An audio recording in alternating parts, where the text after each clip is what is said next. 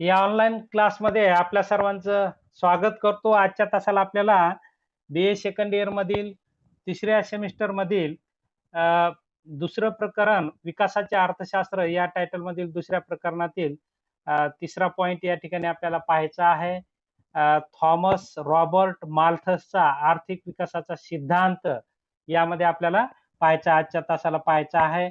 यापूर्वी आपण आर्थिक विकासाचा सिद्धांत ॲडम स्मिथ यांचा पाहितला, रिकार्डो यांचा पाहितलेला आहे. ॲडम स्मिथ यांनी आर्थिक विकास हा मुक्त व्यवस्थेवर अवलंबून असतो, श्रम विभागणीवर अवलंबून असतो आणि भांडवलाच्या संचयावर अवलंबून असतो. जिथे ही परिस्थिती अनुकूल असते, त्या ठिकाणी देशाचा आर्थिक विकास घडून येतो असं म्हटलेलं आहे. तर रिकार्डोने समाजाची 3 भागात विभागणी केलेली आहे, की ज्यामध्ये अ, अ, श्रम अ, श्रमांचा एक व श्रमाचा एक वर्ग तयार केला. त्यांनी भांडवलदाराचा एक वर्ग केला आणि जमीनदाराचा एक वर्ग केला आणि ह्या तिन्ही वर्गाचं देशाच्या आर्थिक विकासामध्ये कसा रोल असतो, हा रोल त्यांनी त्या ठिकाणी सांगितलेला आहे आणि त्याला त्यांनी त्यांचा आर्थिक विकास सिद्धांत असा आपण म्हणतो. तर आजच्या तासाला आपल्याला यांच्यापेक्षाही थोडी वेगळी भूमिका मांडण्याचं कार्य थॉमस रॉबर्ट माल्थस यांनी केलेलं आहे. तर आज आपल्याला माल्थसचा आर्थिक विकासाचा सिद्धांत पाहायचा आहे. आपण पाहतो की माल्थसचं नाव अर्थशास्त्रामध्ये फार मोठं आहे. विशेषतः माल्थसचा लोकसंख्येचा सिद्धांत आपल्या सर्वांना माहीतच आहे, की माल्थसने म्हटलं होतं, की देशाची लोकसंख्या ही भूमितीय श्रेणीने वाढते आणि अन्नधान्य हे गणितीय श्रेणीने वाढतं. म्हणजे लोकसंख्या वाढीचा वेग हा अन्नधान्याच्या वाढीपेक्षा जास्त जेव्हा होतो, तेव्हा देशामध्ये वस्तूच्या किमती वाढतात आणि मोठ्या फार प्रमाणात आर्थिक समस्या निर्माण होते आणि देशाच्या आर्थिक विकासामध्ये अडथळे निर्माण होतात. म्हणजे वाढती लोकसंख्या विकासामध्ये अडथळा निर्माण करते किंवा अनेक समस्या त्यामुळे निर्माण होतात किंवा अर्थव्यवस्था डबघाईला येते. अशा प्रकारचं एक निराशाजनक विचार त्यांनी वाढत्या लोकसंख्येच्या बाबतीत केलेले आहे आणि ते सत्य पण आहे. त्यांनी म्हटलेलं आहे, की लोकसंख्या ही मूलभूत समस्या आहे. तसं पाहायला गेलं आपण पाहतो, की पर्याप्त लोकसंख्या ही राष्ट्राच्या विकासामध्ये कधी पूरक ठरते, की पर्याप्त असेल तेव्हाच. परंतु लोकसंख्या जर अतिरिक्त झाली, लोकसंख्येचा वेग हा अन्नधान्य वाढीच्या वेगापेक्षा जास्त झाला, तर देशामध्ये लोकसंख्या वाढीतून अनेक समस्या निर्माण होतात. हे त्यांनी त्यांच्या लोकसंख्या सिद्धांतामधून सांगितलेलं आहे. तर आजच्या तासाला आपल्याला त्यांचा आर्थिक विकासाचा सिद्धांत पाहायचा आहे. या सिद्धांताचा मुख्य बेस देखील त्यांनी लोकसंख्या हे घेतलेला आहे, की लोकसंख्येवरच देशाचा विकास अवलंबून असतो. कारण आपण पाहतो, की लोकसंख्येतूनच श्रमाचा पुरवठा होतो. लोकसंख्येमधूनच वस्तूची मागणी येत असते. जर प्रभावी मागणी जर असेल, तर राष्ट्राचा विकास होतो. न्यून मागणी असेल, तर विकासात अडथळे निर्माण होतात. अशा प्रकारची भूमिका त्यांनी घेतलेली आहे आणि न्यून मागणी असेल, तर भांडवलदाराला तोटा होतो आणि त्यामुळे देशाचा विकास होत नाही आणि म्हणून राष्ट्राचा विकास जर करायचा असेल, तर प्रभावी मागणी ही महत्वाची असते. अशा प्रकारची एक भूमिका त्यांनी या त्यांच्या सिद्धांतामध्ये मांडलेली आपल्याला दिसून येते. जगामध्ये पहिले अर्थशास्त्राचे प्राध्यापक म्हणून काम करण्याची संधी माल्थस यांना मिळाली आहे. स्मिथपेक्षा यांच्या विवेचनात अनेक बाबतीत भिन्नता आढळून येते. विशेषतः स्मिथसारखा माल्थसचा दृष्टिकोन आशावादी नाही. त्यांना जाणवलेली तीव्रता किंवा निराशा 18व्या शतकाच्या उत्तरार्धामध्ये निर्माण झालेले अन्नधान्याचे दुर्भिक्ष्य, अन्नधान्याच्या वाढत्या किमती, आयर्लंडमधील दुष्काळाची स्थिती, बेकारी, दारिद्र्य, रोजगारी इत्यादी परिस्थितीचा परिणाम त्यांच्या विचारावर झालेला दिसून येतो. माल्थस यांनी 1820 मध्ये the principle of political economy हा ग्रंथ लिहिला आणि या ग्रंथामध्ये आपले आर्थिक विचार मांडलेले आहेत. तर आपण पाहतो की यामध्ये त्यांनी वितरणाचे सिद्धांत या ठिकाणी मांडलेले आहेत आणि विकासाच्या बाबतीत त्यांचं असं मत आहे, की लोकसंख्या हा घटक महत्वाचा आहे आणि त्यांचा जर विकास व्यवस्थित झाला तर राष्ट्राचा विकास होऊ शकतो. परंतु लोकसंख्या जर अतिरिक्त झाली तर राष्ट्राच्या विकासामध्ये अनेक अडथळे निर्माण करू शकते असं त्यांनी म्हटलेलं आहे. तर माल्थस यांनी माल्थसच्या मते कोणत्याही देशाच्या आर्थिक विकासाचा विचार करायचा म्हणजे त्या देशातील संपत्तीच्या निर्मितीची किंवा उत्पादनाची क्षमता आणि प्रत्यक्षात असलेली संपत्ती किंवा उत्पादन या दोहोतील अंतर हे महत्वाचे असते. हे अंतर जेवढं कमी म्हणजे एखाद्या राष्ट्राच्या संपत्तीची निर्मितीची क्षमता आणि प्रत्यक्षात जी असलेली क्षमता यामधील जेवढा अंतर कमी तेवढा त्या राष्ट्राचा विकास जास्त होतो आणि यामध्ये जेवढा अंतर जास्त तेवढा त्या राष्ट्राचा विकास हा कमी असतो आणि यामध्ये मुख्य अडथळा जर गॅप जास्त असेल तर मुख्य अडथळा ही अतिरिक्त लोकसंख्या निर्माण करते किंवा न्यून उपभोगातून किंवा प्रभावी मागणीच्या अभावामध्ये मुळे अशा प्रकारचे अडथळे निर्माण होतात हे त्यांनी सांगितलेलं आहे. म्हणून एखाद्या राष्ट्राचा जर विकास करायचा असेल तर संपत्तीच्या निर्मितीची क्षमता ही वाढली पाहिजे. जेवढी म्हणजे नैसर्गिक साधनांवर प्रक्रिया जेवढी जास्त होईल त्याचा पर्याप्त जेवढा वापर होईल तेवढा राष्ट्राचा विकास घडून येतो. परंतु आपण पाहतो की वाढती लोकसंख्या ही किंवा इतर काही समस्या राष्ट्रातील जे आव्हाने आहेत त्या आव्हानामुळे यामध्ये अडथळे निर्माण होतात आणि प्रत्यक्ष संपत्तीच्या निर्मितीची क्षमता आणि प्रत्यक्ष उत्पादन क्षमता यामध्ये गॅप जर असेल तर राष्ट्राचा विकास घडून येत नाही. यामध्ये जेवढा गॅप कमी तर तेवढा राष्ट्राचा विकास घडून येतो. मग गॅप कमी करायचा असेल, राष्ट्राचा विकास करायचा असेल तर प्रभावी मागणी वाढली पाहिजे. कारण प्रभावी मागणीतून आपण पाहतो की वस्तूला मागणी आली तर उत्पादकांना नफा प्राप्त होतो आणि नफा प्राप्तीतून उत्पादक भांडवल गुंतवणूक करतात आणि त्यातून मोठ्या फार प्रमाणात नैसर्गिक साधनांवर प्रक्रिया होते, लोकांना रोजगार निर्माण होतो, रोजगारातून उपभोग वाढतो, लोकांचा राहणीमानाचा दर्जा वाढतो. राहणीमानाचा दर्जा वाढणे म्हणजेच राष्ट्राचा विकास असं आपल्याला म्हणता येईल. म्हणून माल्थस यांच्या मते आर्थिक विकासाचा संबंध संपत्तीच्या वाढीशी येतो, त्यांच्या क्षमताच्या विकासाशी संबंधित येतो. संपत्तीच्या निर्मितीबरोबर तिच्या वितरणाला सुद्धा माल्थस यांनी आपल्या सिद्धांतात महत्वाचे स्थान दिलेले आहे. आर्थिक विकास आणि लोकसंख्या यातील संबंधाविषयी विवेचन करताना माल्थस म्हणतात, लोकसंख्या वाढीबरोबर आर्थिक विकास होत जाईल असे मानणे चुकीचे आहे. आर्थिक विकास हा लोकसंख्या वाढीचा परिणाम नसून आर्थिक विकास हा लोकसंख्या वाढीचा परिणाम नसून लोकसंख्या वाढ ही आर्थिक विकासाचा परिणाम असते. म्हणजे जिथं आर्थिक विकास घडून येतो तिथं लोकसंख्या वाढते असं त्यांना म्हणायचं आहे. लोकसंख्या वाढ हा विकासाचा निर्देशक म्हणून येणार नाही. याउलट लोकसंख्या वाढ आर्थिक विकासात अडथळा ठरते. एखाद्या देशातील लोकसंख्येत वाढ झाली असता त्या देशातील उत्पादनात व उत्पन्नात वाढच होईल असे म्हणता येत नाही. यासाठी माल्थस यांनी युरोप खंडातील स्पेन, पोर्तुगाल, हंगेरी तसेच आफ्रिका खंडातील बहुतेक सर्वच देशांचा संदर्भ देऊन त्यांनी आपले म्हणणे पटवून देण्याचा प्रयत्न केला आहे. लोकसंख्या वाढ ही नेहमीच विकासात अडथळा असते असे मात्र माल्थस यांचे मत नव्हते. त्यांच्या मते आर्थिक विकासाच्या प्रक्रियेत लोकसंख्या वाढीचे महत्व निश्चित आहे. परंतु लोकसंख्या वाढीबरोबर प्रभावी मागणी वाढली तरच विकासाला पोषक वातावरण ठरेल. म्हणजे नुसती लोकसंख्या वाढून उपयोग नाही तर त्यासोबत त्यांचा उपभोग वाढला पाहिजे. म्हणजे प्रभावी मागणी वाढली पाहिजे. प्रभावी मागणी ही श्रमिकाच्या क्रयशक्तीवर अवलंबून असते. म्हणजे प्रभावी मागणी ही लोकांना रोजगार मिळाला तर मागणी करतील आणि रोजगारातून लोकांची क्रयशक्ती वाढत असते. क्रयशक्ती म्हणजे खरेदी शक्ती. प्रभावी मागणी ही श्रमिकांच्या क्रयशक्तीवर अवलंबून असते.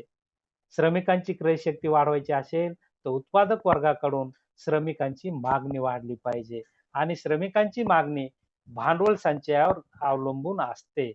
म्हणजे भांडवल संचय जास्त म्हणजे गुंतवणूक जास्त तर श्रमिकांची मागणी जास्त. श्रमिकांची मागणी जास्त तर त्यांची क्रयशक्ती जास्त. त्यातून प्रभावी मागणी वाढते असं माल्थस यांना म्हणायचं आहे. म्हणून लोकसंख्या वाढीबरोबर जर प्रभावी मागणी वाढली तर देशाचा विकास घडून येतो. परंतु त्यासाठी प्रभावी मागणी वाढणे गरजेचं आहे किंवा लोकांना रोजगार निर्माण होणं गरजेचं आहे. रोजगारासाठी भांडवल संचय होणं गरजेचं आहे असं ते म्हणतात. माल्थस यांच्या विचारामध्ये आणि स्मिथ व रिकार्डो यांच्या विचारामध्ये काही प्रमाणात या बाबतीत साम्य आढळून येते, की माल्थसने ॲडम स्मिथने म्हणलं होतं, की राष्ट्राचा विकास करायचा असेल तर भांडवल संचय महत्वाचा आहे आणि रिकार्डोने देखील हेच म्हटलेलं आहे, की जो भांडवलदारांना किंवा जमीनदारांना नफा होतो, तो नफा मार्केटमध्ये पुन्हा त्याची पुनर्गुंतवणूक झाली पाहिजे. तर हे साम्य त्यांच्या विचारात असलेलं आपल्याला दिसून येते. त्यामुळे अ, अ, स्मिथ व रिकार्डोच्या बचत ही गुंतवणुकीत परिवर्तित होते, असं मत होतं. त्यामुळे बचतीचा दर व गुंतवणुकीचा दर समान असतो, असे जे गृहीत धरले आहे, याच्याशी मात्र माल्थस सहमत नव्हते. म्हणजे बचत बरोबर गुंतवणूक जो त्यांनी गृहीतच आहे, त्यांचं आपल्याला असं दिसून येतं, की परंतु इथे म्हणायचं आहे, वाढती लोकसंख्या ही बचत होऊ देत नाही आणि बचतीबरोबर गुंतवणूक होणे शक्य नसतं आणि म्हणूनच आर्थिक विकासामध्ये अडथळा निर्माण होतो, असं त्यांनी म्हटलेलं आहे. म्हणून ॲडम स्मिथचा आणि रिकार्डोचा विचार माल्थसला या ठिकाणी बचत बरोबर गुंतवणुकीचा योग्य वाटत नाही, असं त्यांनी म्हटलेलं आहे.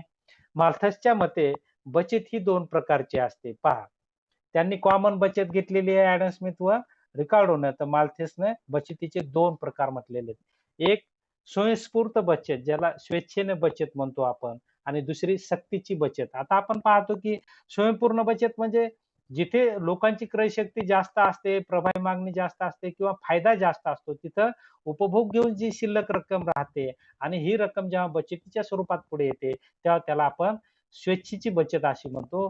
तर रिकार्डोला म्हणायचंय, की स्वेच्छेने जी बचत होते, ती आर्थिक विकासाला पूरक वातावरण निर्माण करते. म्हणजे उपभोग वाढलेलाच राहतो. उपभोगावर कुठलाही परिणाम न होता जी बचत होते, ती बचत विकासाला पूरक असते किंवा विकास घडवून आणते. परंतु जी सक्तीची बचत असते, जो दुसरा प्रकार त्यांनी सांगितला, सक्तीची बचत, ही बचत मात्र विकासामध्ये अडथळे निर्माण करते. कारण सक्तीची बचत ही उपभोगात घट घडवून आणते आणि उपभोगात घट म्हणजे प्रभावी मागणीत घट आणि प्रभावी मागणीत घट म्हणजे उद्योजकाला तोटा आणि उद्योजकांना तोटा म्हणजे भांडवलाचा संचय होत नाही. भांडवलाचा संचय नाही म्हणजे रोजगार नाही. रोजगार नाही म्हणजे उत्पन्न नाही. उत्पन्न नाही म्हणजे क्रयशक्ती कमी आणि न्यून उपभोगात देशाचा विकास होत नाही. अशा प्रकारची भूमिका म्हणजे बचतीचा रोल त्यांनी देशाच्या विकासामध्ये सांगितलेला आहे, की बचत ही खूप महत्वाची असते आणि त्यातली त्यात स्वेच्छा बचत ही महत्वाची असते. स्वेच्छा बचत ही विकासाला पूरक असते किंवा विकास घडवून आणते. तर सक्तीची बचत ही विकासामध्ये अडथळे निर्माण करते, असं त्यांनी म्हटलेलं आहे. सक्तीच्या बचतीमुळे गुंतवणुकीवर प्रतिकूल परिणाम होतो. त्यामुळे ती आर्थिक विकासाला पोषक ठरत नाही. प्रभावी मागणीची कमतरता त्यामुळे निर्माण होऊन आर्थिक विकासात अडथळा निर्माण होतो. त्यांनी आणखी एक या ठिकाणी आपल्या सिद्धांतात मत मांडलेलं आहे, की जे-बी-सीने जे म्हटलं होतं, की प्रत्येक पुरवठा आपली मागणी निर्माण करतो. हा जो जे-बी-सीचा पुरवठ्याचा सिद्धांत आहे, त्याला त्यांनी अमान्य केलेला आहे, की या मताशी त्यांच्या मताशी अ, माल्थस हे सहमत नाहीत. त्यांना असं दिसून येतं, की प्रत्येक पुरवठा आपली मागणी निर्माण करू शकत नाही. तर यामधून अत्युत्पादनाची समस्या निर्माण होत असते.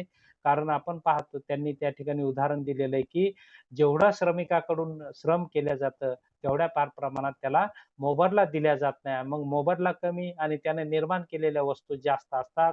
मग जास्तीच्या वस्तू तो खरेदी करू शकत नाही आणि त्यातून अत्युत्पादन येऊन आपण पाहतो, की लोकांचं प्रभावी मागणी घटते आणि प्रभावी मागणी घटली तर आर्थिक विकासामध्ये अडथळे निर्माण होतात, असं त्यांनी म्हटलेलं आहे. म्हणून त्यांना जे-बी-सीचा सिद्धांत मान्य नव्हता. जे-बी-सी यांनी मांडलेला सिद्धांत म्हणजे पुरवठा आपली मागणी निर्माण करतो, हा बाजारपेठेचा नियम माल्थस यांना मान्य नव्हता.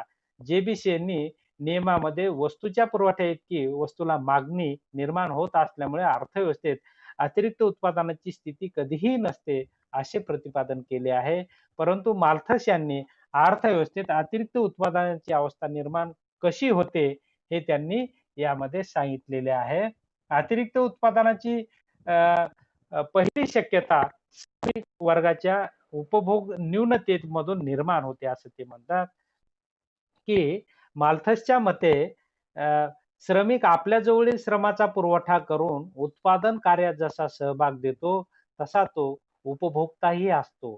प्रत्यक्षात तो उत्पादनासाठी जी कार्यक्षमता श्रमातून देतो, त्या तुलनेत त्याला त्याचा मोबदला किंवा वेतन कमी दिल्या जाते. त्यामुळे जरीही त्याने सर्व उत्पन्न उपभोगावर खर्च केले तरी त्याने उत्पादनात ज्या प्रमाणात भर घातली त्या प्रमाणात वस्तूची मागणी तो करू शकत नाही. कारण त्याला मोबदला कमी मिळालेला असतो. त्यातून उपभोग न्यूनतेची स्थिती निर्माण होऊन प्रभावी मागणी कमी होते. प्रभावी मागणी कमी झाल्यामुळे अतिरिक्त उत्पादनाची अवस्था निर्माण होते व वस्तूच्या किमती घटतात. त्यामुळे भांडवलदारांचा संचय कमी होतो आणि शेवटी याचा परिणाम आर्थिक विकासाचा वेग कमी होतो, असं त्यांनी म्हटलेलं आहे. दुसरी एक शक्यता त्यांनी सांगितलेली आहे, की भांडवलदार वर्गाच्या अत्यंत काटकसरी वृत्तीमुळे उपभोग न्यूनता देखील निर्माण होऊन अत्युत्पादनाची अवस्था निर्माण होते. म्हणजे एक श्रमिकांना जेवढं ते काम करतात तेवढं त्यांना मोबदला न मिळाल्यामुळे अत्युत्पादन निर्माण होतं. उपभोग न्यूनता उपभोग उपभोग कमी होतो. तशीच दुसरी एक शक्यता त्यांनी सांगितली, की भांडवलदारांचा काटकसरी स्वभावामुळे ही उपभोग कमी होतो. म्हणून जे जे म्हटलं, की प्रत्येक पुरवठा आपली मागणी निर्माण करतो असं नसता, की त्यामुळे अत्युत्पादनाची शक्यता निर्माण होऊन अर्थव्यवस्थेमध्ये विकासात अडथळे निर्माण होतात असं ते म्हणतात, की भांडवलदार वर्गाच्या अत्यंत काटकसरी वृत्तीमुळे उपभोग न्यूनता निर्माण होऊन अत्युत्पादनाची अवस्था निर्माण होते. भांडवलदार वर्ग बचत क्षमता वाढवून जास्तीत जास्त गुंतवणूक करण्याच्या प्रेरणेतून स्वतःच्या उपभोगावर निर्बंध घालतो. त्यामुळे भांडवल संचय वाढून गुंतवणूक वाढते. परंतु एका विशिष्ट अवस्थेनंतर जेव्हा केलेल्या गुंतवणुकीतून नफा मिळण्याची शक्यता संपुष्टात येते, तेव्हा भांडवलदारांनी गुंतवणुकीसाठी उपभोगावर निर्बंध घालून स्वयंप्रेरणेतून जी बचत केलेली असते, ती गुंतवणुकीत परिवर्तित होत नाही. याचा परिणाम प्रभावी मागणीत घट होते व अर्थव्यवस्थेत अतिरिक्त उत्पादनाची अवस्था निर्माण होते. वस्तूच्या किमती कमी होतात आणि भांडवलदार वर्गाच्या नफ्यात मात्र परत घट होते. त्यामुळे भांडवलदार वर्ग उत्पादन कमी करण्याचा निर्णय घेईल. भांडवलदार वर्गाच्या या निर्णयामुळे श्रमिकांमध्ये बेकारी वाढेल आणि उपभोग न्यूनतेची अवस्था येऊन अर्थव्यवस्था मंदीच्या चक्रात सापडेल व आर्थिक संकट निर्माण होईल. अशा प्रकारे माल्थसच्या मते अर्थव्यवस्थेत प्रभावी मागणीच्या कमतरतेतून अतिरिक्त उत्पादनाची परिस्थिती निर्माण होते. परंतु त्याचबरोबर त्यांनी प्रभावी मागणी वाढून अतिरिक्त उत्पादनाची परिस्थिती निर्माण होणार नाही यासाठी काही उपाय देखील सांगितलेले आहेत. हा उपाय म्हणजे त्यामध्ये पहिला उपाय त्यांनी सांगितला, की बाजारपेठेचा विस्तार केला पाहिजे. आपण पाहतो की बाजारपेठ ही 2 प्रकारची असते, देशांतर्गत आणि देशाबाहेर म्हणजे विदेशी व्यापार. आंतरराष्ट्रीय व्यापार ज्याला आपण म्हणतो.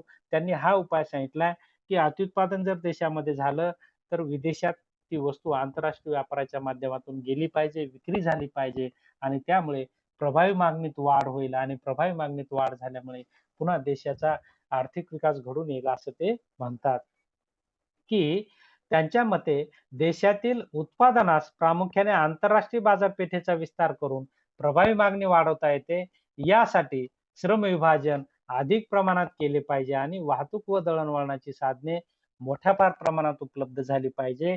आंतरराष्ट्रीय बाजारपेठेचे महत्त्व आणखी एका कारणासाठी त्यांनी विशद केले आहे. त्यांच्या मते अविकसित देशाच्या संदर्भात श्रमिक व व्यवस्थापक म्हणजे उत्पादक वर्गाचा श्रमाचा पुरवठा वक्र मागे वळणारा असतो. त्यासाठी त्यांनी आयर्लंड व मेक्सिकोचे उदाहरण दिले आहे. हा वक्र मागे वळणारा असण्याचे कारण त्यांना अधिक श्रम करण्यास वेतन दर व नफ्याचा दर कमी असल्यामुळे पोषक वातावरण नसते. आंतरराष्ट्रीय बाजारपेठेच्या उपलब्धतेमुळे प्रभावी मागणीत वाढ होईल. त्यामुळे किंमत पातळी वाढून वेतन दर व नफ्याच्या दरात वाढ होईल.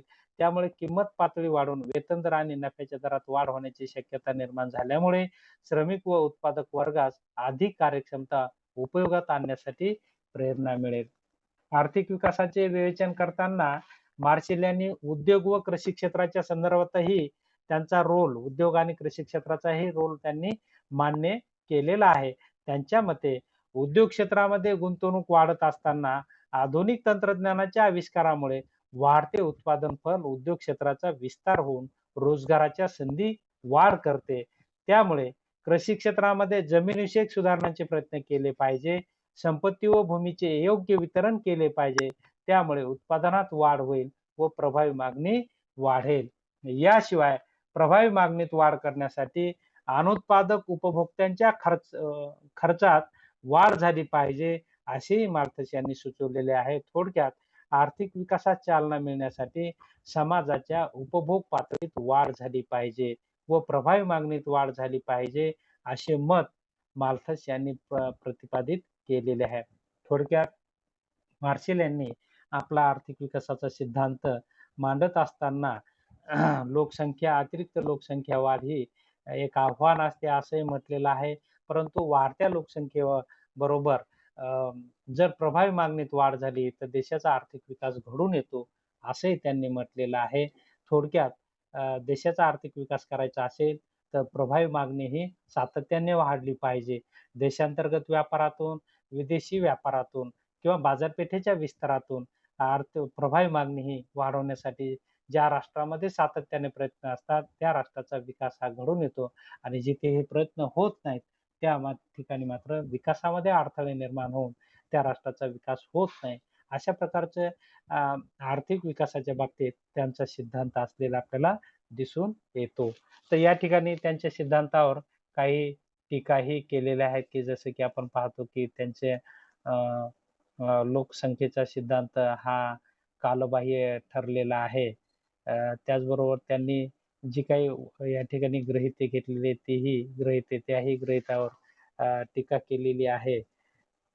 तर या जरी काही टीका असल्या तरी त्यांचा एक विचार आपल्याला या ठिकाणी श्रेष्ठ वाटतो, जो की आजही प्रत्येक राष्ट्राला तो मार्गदर्शक ठरेल, की लोकसंख्या जरी वाढते असेल, विशेषतः भारतासारख्या राष्ट्राला, की भारतामध्ये लोकसंख्या वाढ आहे. परंतु ही लोकसंख्या वाढ जर विकासासाठी याचा फायदा करून घ्यायचा असेल तर माल्थस काय म्हणतात, की वाढत्या लोकसंख्येतून त्यांची प्रभावी मागणी वाढली पाहिजे आणि प्रभावी मागणी वाढवायची असेल तर गुंतवणूक वाढली पाहिजे आणि गुंतवणुकीतून आपण पाहतो अत्युत्पादन जरी झालं तर बाजारपेठेचा विस्तार करून मग देशांतर्गत बाजारपेठ असेल आणि विदेशी बाजारपेठ असेल तर बाजारपेठेचा विस्तार करून मोठ्या प्रमाणात लोकांना रोजगाराच्या संधी जर निर्माण केल्या तर लोकांची क्रयशक्ती वाढेल आणि क्रयशक्ती वाढली तर प्रभावी मागणी वाढेल आणि प्रभावी मागणी वाढली तर राष्ट्राचा विकास घडून येतो.